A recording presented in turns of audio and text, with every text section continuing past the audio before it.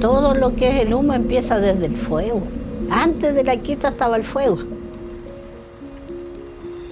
Uno sabe que todo esto es antiguo. ¿En qué momento alguien tuvo el peuma, por ejemplo? Porque primero están los peumas.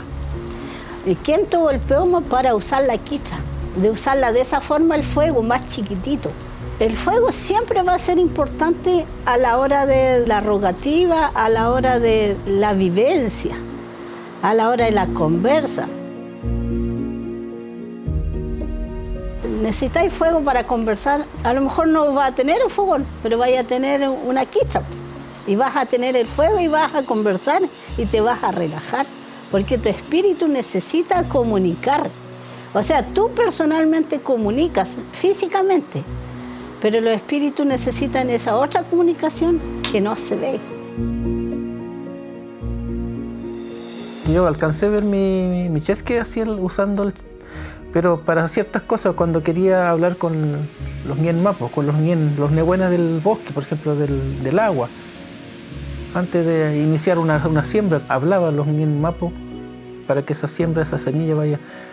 Posiblemente la quicha también se usó para cosas más específicas, por ejemplo, en un laguentu chefe, en una piñeña el chefe, para sus tratamientos, ¿cierto? Para sacar malos espíritus, huesaque ruf, huesaque nehuen, todo eso, pero la quicha siempre estuvo, pero sí que no toda la familia lo usaba, ciertas personas, en este caso yo solamente vi mi chesque que usaba, pero sí la quicha está establecido en el guillatún. Pero el guillatún solamente se usa para ese momento. El humo es la comunicación. Y cuando hace uno un guillato afuera, por decir una ofrenda, con semilla, uno apunta a quién va a ir dirigido eso. Entonces, ahí es la relación que nosotros tenemos con los seres del más allá, de este entorno, de que le podemos llamar cosmovisión o cosmovivencia.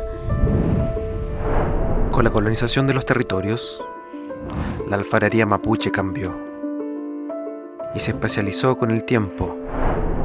Las quichas eran de piedra, madera, greda o plata.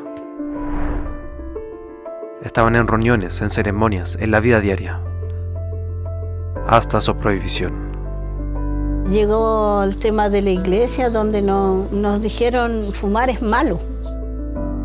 Entonces dijeron no, que eso era parte del diablo.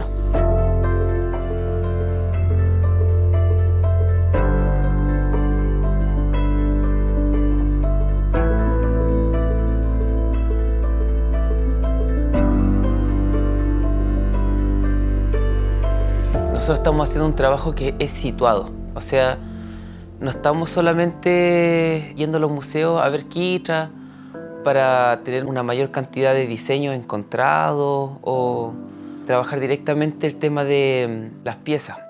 Lo que estamos haciendo acá es situarnos en una problemática que tiene que ver con una ruptura en un uso cotidiano que tenían ciertos tipos de objetos para nuestra cultura, muy importante para lo que son las ceremonias y la vida cotidiana del ser mapuche, del mapuche ñen, del habitar los espacios, del habitar el mapún.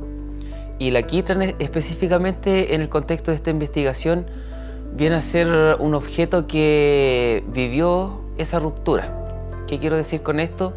Que la quicha ha sido muy utilizada por nuestra gente, para nuestra cultura, por una cantidad muy larga de tiempo, más de 2000 años, 4000 años, utilizando la cerámica para hacer quicha.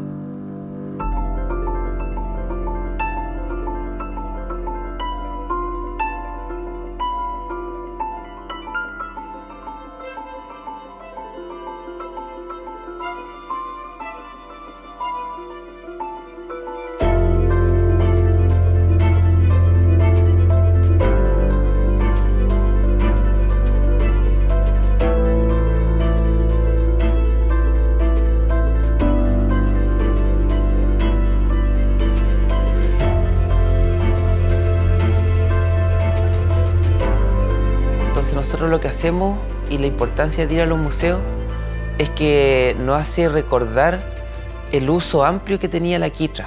No solamente lo que queda ahora en espacios muy cerrados, sino que nos hace recordar de que antiguamente la mayoría de las personas usaban quitra, ya sea para fumar o para pedir permiso. En primer lugar, hablar de esta ruptura, de lo popular en la quitra, y después el estudio que nosotros hacemos, que es un trabajo con la memoria, situado en estas problemáticas, para tratar de ver cómo nuestro pueblo hacía sus trabajos antiguamente.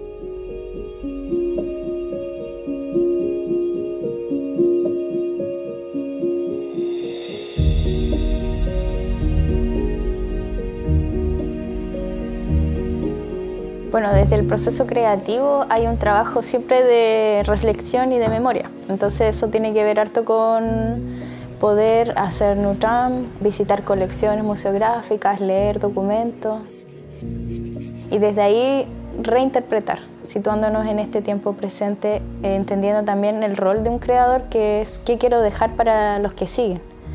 Entonces, en ese ejercicio ha sido bien interesante poder como reflexionar el uso de las materialidades, las diversas materialidades que hemos podido tocar, la madera, la piedra, la cerámica, el hueso, y cómo esto todavía podemos continuar trabajándolo desde la materialidad del RAF.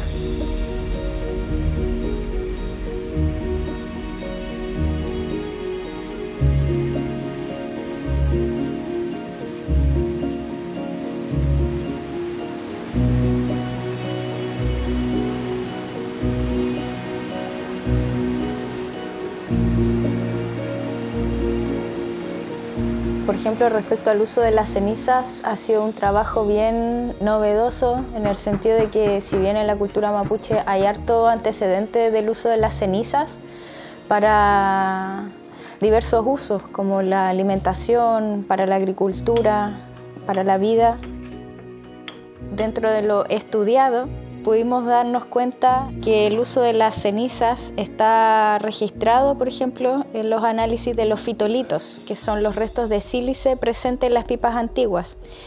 Y cómo esto, digamos, entrega un antecedente desde las prácticas fumatorias antiguas, que responde a la pregunta de qué se fumaba antiguamente, pero que también invita a reflexionar el entorno material y simbólico donde estas fueron creadas.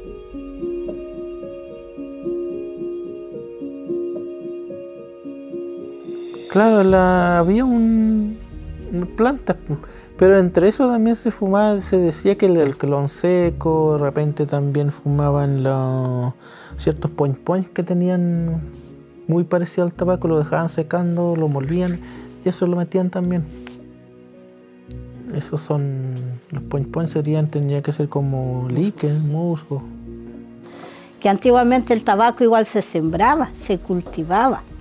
Y con eso se hacía el humo.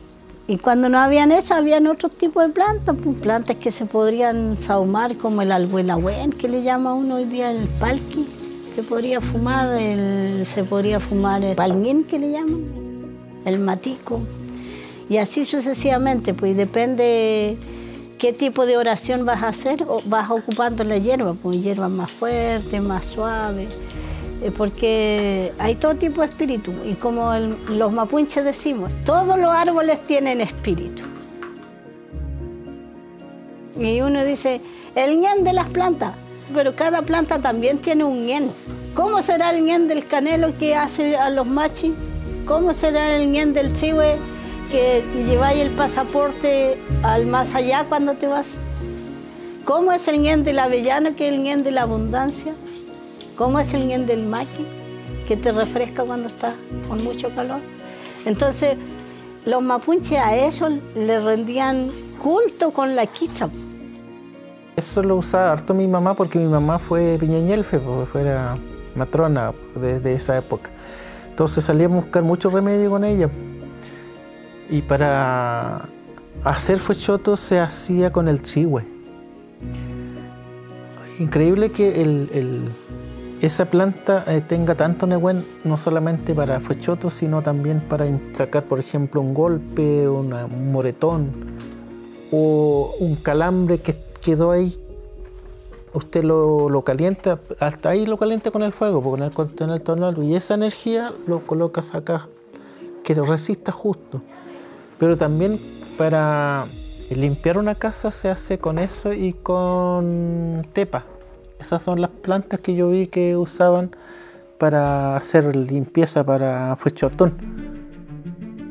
Entonces, comprender qué especies vegetales habían antes y cuáles podemos observar hoy en día permite igual una base de conocimiento que nos permita integrar este Kimun con los fines artísticos. Es decir, que la preparación de los colores pasó como por un proceso de experimentación creativa, llevando fórmulas para crear colores, crear una paleta que tenga esta identidad del territorio.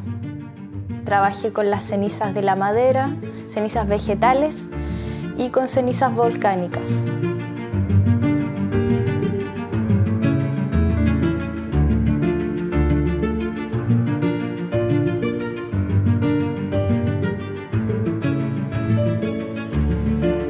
Y en esto también poder llevarlo desde una temperatura un poco más alta a lo habitual en el Huizún.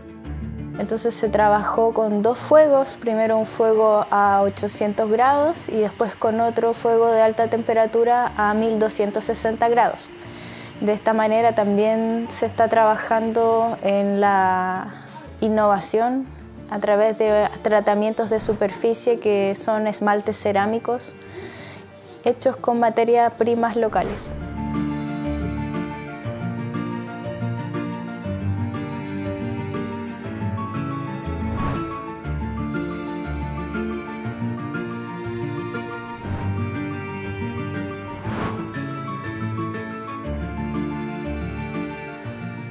Mantener la palabra, pues si usa bien la quichua, le va a ser de gran ayuda. Y que incorpore la quichua como un lagüen también. Sigan creando, pues si quieren crear más, quieren aprender también del Huizún, que se hagan los esfuerzos de ojalá devolver lo que ya está, pues si el Mapu da Kimun, también da elementos como para crear. Eso. Así que se valore todo lo que se ha hecho nomás, pues lo que van a... que valoren tanto el Huizún, el lagüen y el Ngacham. Eso.